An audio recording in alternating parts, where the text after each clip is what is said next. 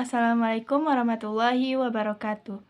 Perkenalkan, nama saya Almelia Susanti dengan NIM 22042187, berasal dari Prodi Ilmu Administrasi Negara Universitas Negeri Padang. Saya akan melanjutkan presentasi mengenai materi pertemuan ketiga, mata kuliah keuangan negara.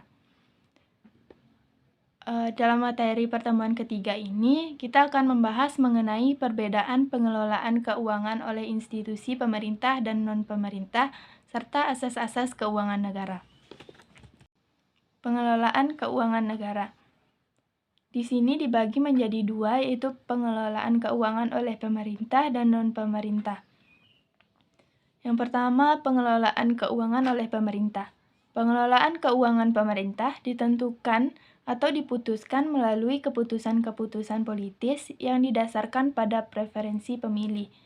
Sedangkan pada yang non-pemerintah, pengelolaan keuangan non-pemerintah lebih banyak dipengaruhi oleh mekanisme pasar yang lebih mempertimbangkan kepentingan-kepentingan individu demi mencari keuntungan yang sebanyak-banyaknya.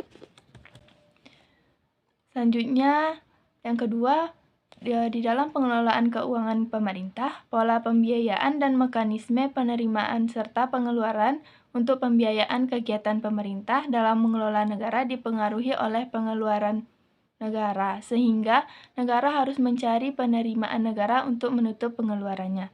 Sedangkan di non-pemerintah, pembiayaan untuk kegiatan usaha non-pemerintah didasarkan pada program dan strategi tertentu yang dianggap lebih baik, yang kemudian diturunkan menjadi berbagai kegiatan atau aktivitas yang pada gilirannya akan menghasilkan penerimaan atau revenue yang lebih besar dibandingkan dengan biaya atau pengeluarannya atau cost. Perbedaan pengelolaan keuangan pemerintah dan non-pemerintah juga dapat dilihat pada yang pertama, tujuan.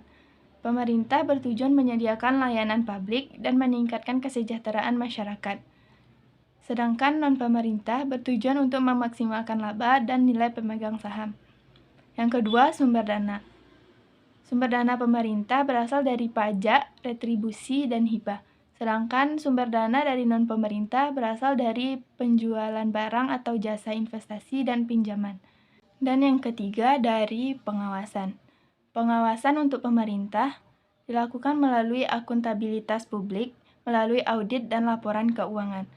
Sedangkan untuk yang non-pemerintah, pengawasan dilakukan oleh pemilik direksi dan regulator industri. Selanjutnya, kita akan membahas materi mengenai asas-asas keuangan negara.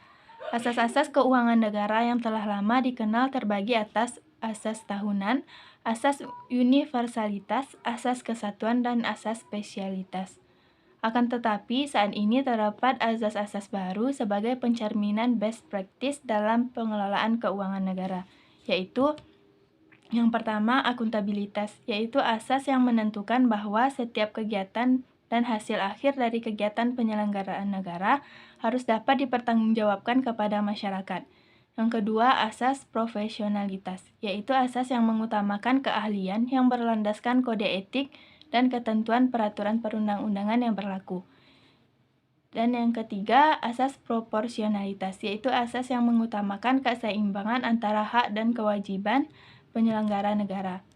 Yang keempat, asas keterbukaan, yaitu asas yang membuka diri terhadap hak masyarakat untuk memperoleh informasi yang benar, jujur, dan tidak diskriminatif tentang penyelenggaraan negara. Dan yang terakhir, yaitu asas yang kelima, asas pemeriksaan keuangan oleh badan pemeriksa yang bebas dan mandiri. Menurut asas ini, BPK memiliki kebebasan dan kemandirian dalam ketiga tahap pemeriksaan, yakni perencanaan, pelaksanaan, dan pelaporan hasil pemeriksaan. Sekian presentasi materi pertemuan ketiga dari saya. Atas perhatiannya saya mengucapkan terima kasih. Wassalamualaikum warahmatullahi wabarakatuh.